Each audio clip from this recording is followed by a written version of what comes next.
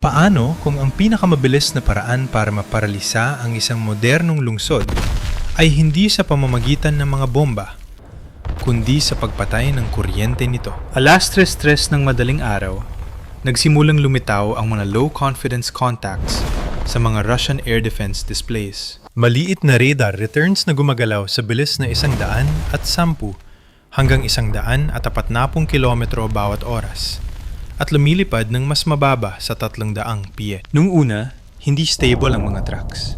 Kumukurap-kurap dahil sa terrain interference na tumatakip sa kanilang mga signature. In-adjust ang mga radar filters. Lumakas ang signal strength. Ang mga contacts ay naging multiple inbound objects na nakakalat sa isang 12 kilometro front. Agad na lumipat sa combat mode ang mga air defense batteries. Naunang umatake ang mga long-range systems na binibigyang prioridad ang pinakamalinaw na returns sa mas mataas na altitude. 4 na interceptors ang sunod-sunod na pinakawalan. Malinis ang kanilang intercept geometry. Ilang unmanned aircraft ang agad na nawasak sa layong higit 15 kilometro. Ang kanilang mga wreckage ay nagkalat sa nagyayalong loop. Sandaling nagmukhang bakante ang mga screen. Pagkatapos, may mga bagong tracks na lumitaw. Mas mababa, mas mabagal.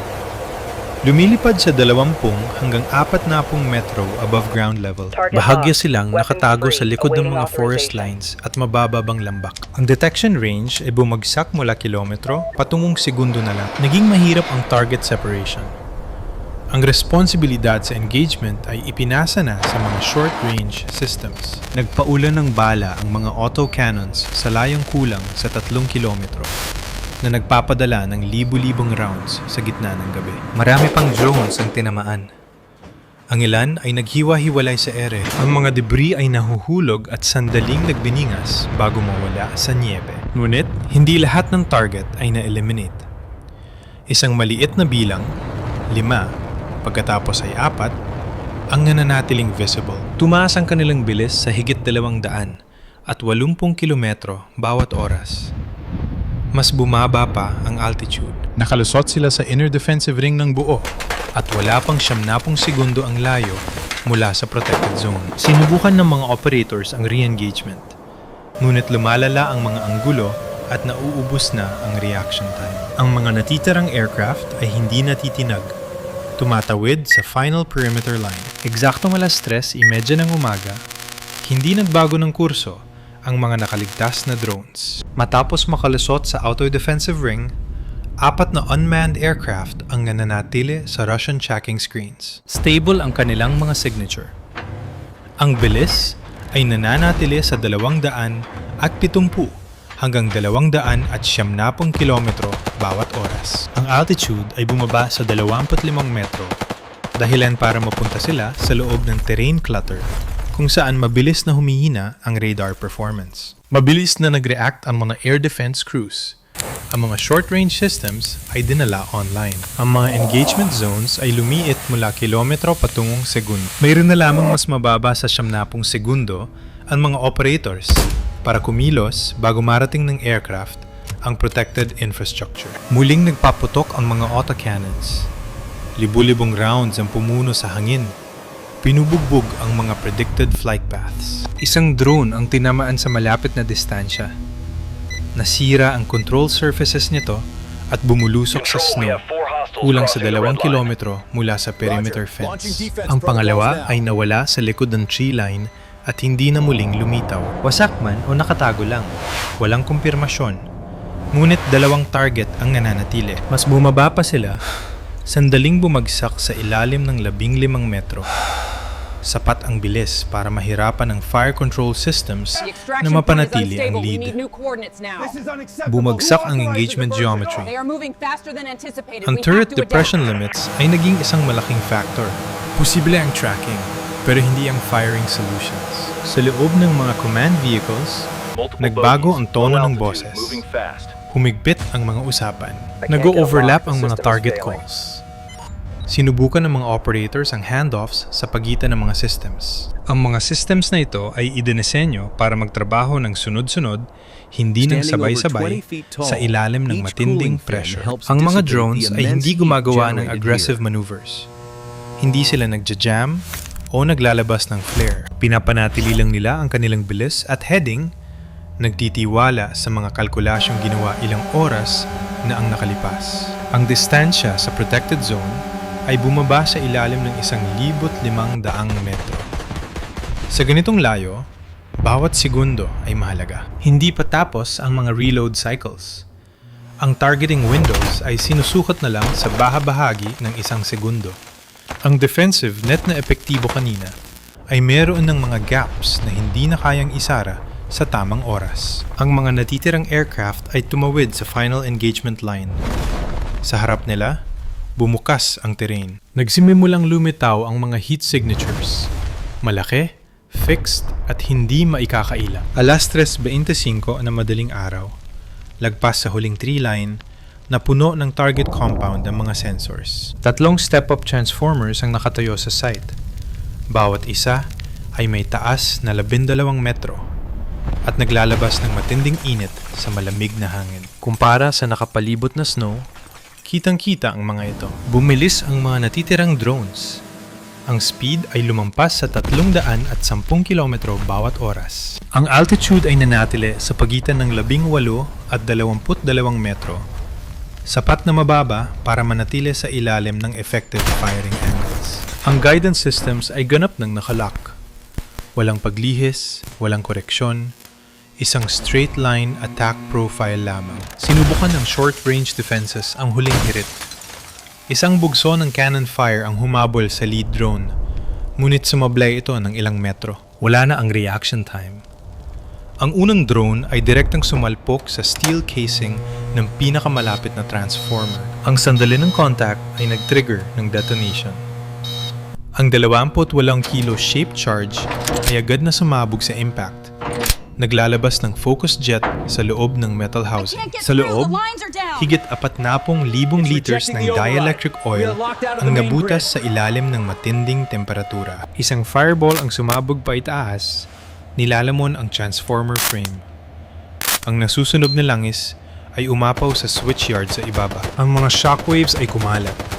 Nagpabitak ng mga panels at nagbasag ng mga bintana sa control building. Wala pang 2 segundo ang nakalipas.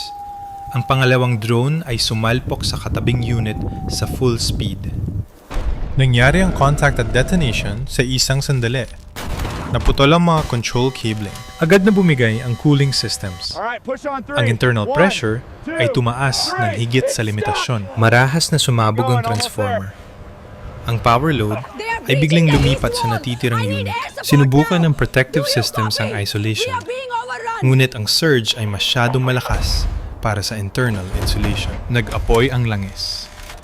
Tumataas ang apoy sa compound na makikita kahit ilang kilometro ang layo. Sa loob ng ilang segundo, ang station output ay bumagsak ng higit 65%. Hindi naging stable ang boltahe sa lahat ng konektadong transmission lines.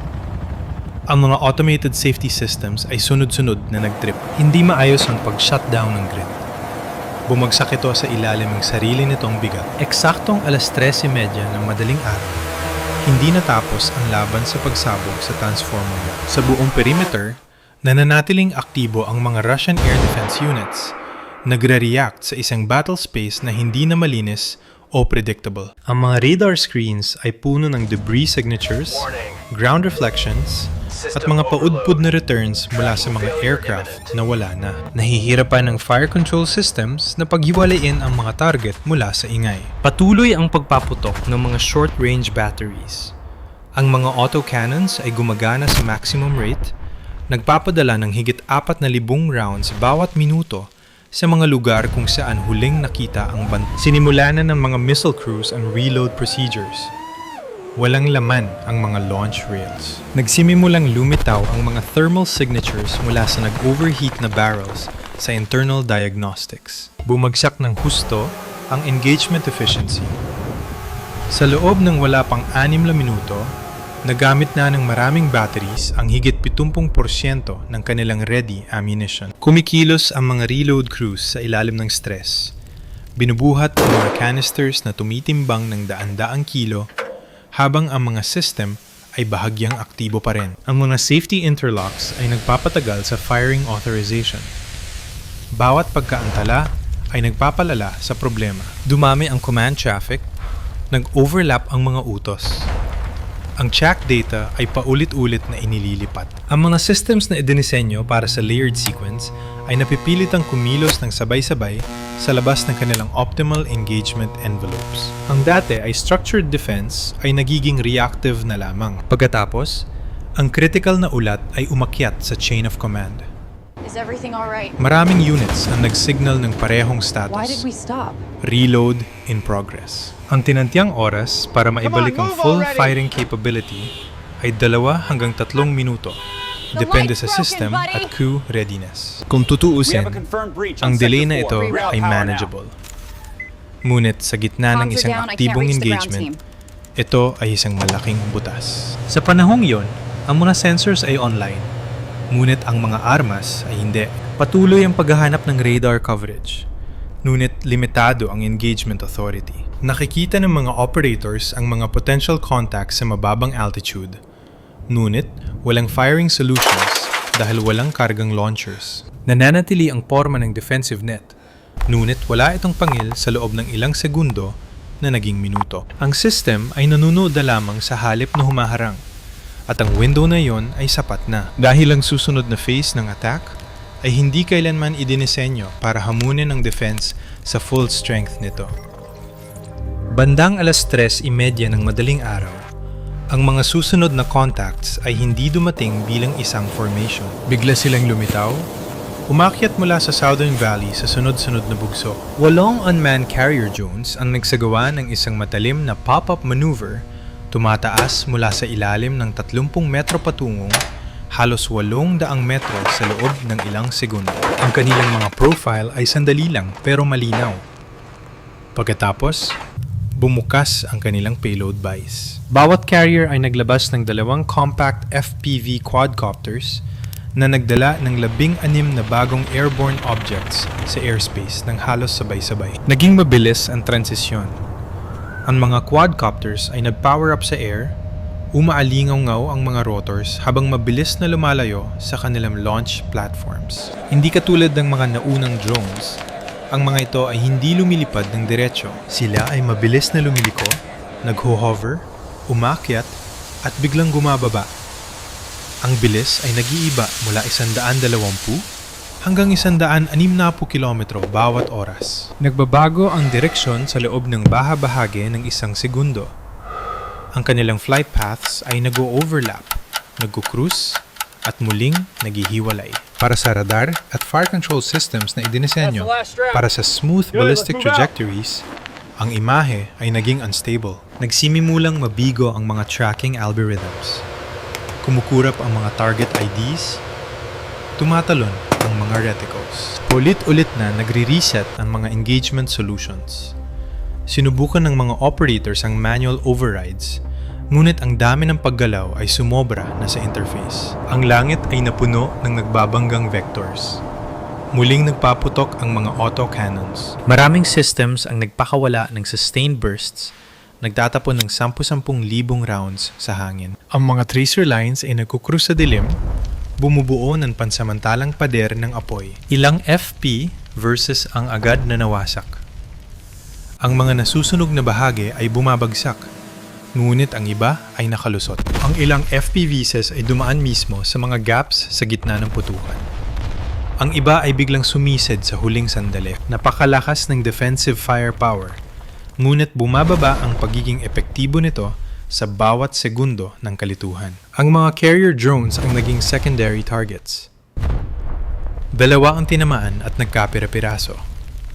Ang pangatlo ay nawala ng kontrol at bumagsak sa gilid ng kagubatan. Gayunpaman, ilang FPVOs ang nanatiling nasa ere, umiiwas sa mga debris at tracer fire. Patuloy ang pagpaputok ng depensa. Puno ang langit, ngunit ang kontrol ay unti-unti nang nawawala. Dahil ang phase na ito ay hindi tungkol sa pagwasak sa depensa. Tungkol ito sa pagpilit sa kanila na tumingin sa taas, habang ang matinding pinsala ay nagawa na sa ibaba. Bandang 3:40 ng umaga, ang labanan sa air ay humupa ng mas mabilis kaysa sa pagsisimula nito. Habang nawawala ang huling FPV signature sa radar, Nagsimulang ibaba ng mga Russian air defense crews ang kanilang mga armas. Nagbabaga ang mga barrels dahil sa init. Ang mga launch rails ay walang laman o kalahati pa lang ang reload. Sa wakas ay luminaw na ang langit sa itaas ng compound. Ngunit ang lupa sa ibaba ay may ibang kwento. Ang transformer yard ay hindi na gumagana. Ang apoy ay hindi na makontrol. Pinapakain ng 10,000 liters na nag-aapoy na dielectric oil. Ang fire suppression systems ay na-activate pero mabilis na nawala ng pressure. Ang internal sensors ay nag-uulat ng mga temperature na lampas siyam na raang degree Celsius malapit sa core ng mga sirang units. Ang structural steel ay nagsimula ng ma-deform. Sa loob ng control building, sunod-sunod ang mga alarma. Ang grid frequency ay bumagsak mula 50 Hz patungong mas mababa sa 44 sa loob ng wala pang isang minuto. Ang mga automated protection systems sa buong rehiyon ay nagsagawa ng emergency shutdowns para maiwasan ang turbine damage. Ang mga power plants na 12-12 ng kilometro ang layo ay kusa ng humiwalay sa network. Ang blackout ay kumalat palabas. Sa loob ng 4 na minuto, higit 30,000 households ang nawalan ng kuryente. Pati ang mga electric heating systems ay tumigil. Ang rail signaling ay lumipat sa backup mode. Ang traffic control ay lumipat sa battery operation. Ang mga data links na sumusuporta sa regional command nodes ay nagsimulang mag-shutdown ng non-essential loads. Hindi na lang ito isang failure sa isang pasilidad. Isa na itong systemic event. Lumabas ang replacement timelines sa mga internal assessments. Bawat nawasak na transformer ay nangangailangan ng specialized manufacturing, heavy transport, at buwan ng installation. Kahit sa pinakamagandang kondisyon, ang full restoration ay tinatayang aabot ng 14 hanggang 18 buwan. Walang reserve unit sa malapit. Walang mabilisang solusyon. Sa labas, sinusuri ng mga air defense commanders ang sitwasyon. Sa loob ng wala pang 15 minuto, ang defensive units ay gumamit ng bala at missiles na nagkakahalaga ng higit $30 milyong. 12 interceptors ang naiputok. Libu-libong rounds ang naubos. Ang langit ay matagumpay na naidepensa based sa lahat ng visible metrics. Ngunit ang target ay hindi kailanman nasa langit. Ito ay fixed. Mabagal at hindi nakakagalaw. Habang tumatakas ang usok sa malimig na gabi, isang katotohanan ang naging malinaw. Napigilan ng depensa ang atake na kanilang inaasahan. Ngunit hindi ang atake na talagang mahalaga. Patay ang mga ilaw. At oras na ngayon ang tunay na kalaban. Nang sa wakas ay numipis ang usok. Wala nang gumagalaw. Ang mga air defense systems ay nakatayo pa rin. Ang mga radar dishes ay patuloy na umiikot. Ang mga launch vehicles ay nakaparada kung saan sila dapat naroon, ayon sa doctrine. Sa papel, gumana ang depensa. Na-detect ang mga target. Nagpakawala ng mga interceptors. Karamihan sa mga papasok na drones ay hindi nakalusot. Gayunpaman, madilim ang lungsod.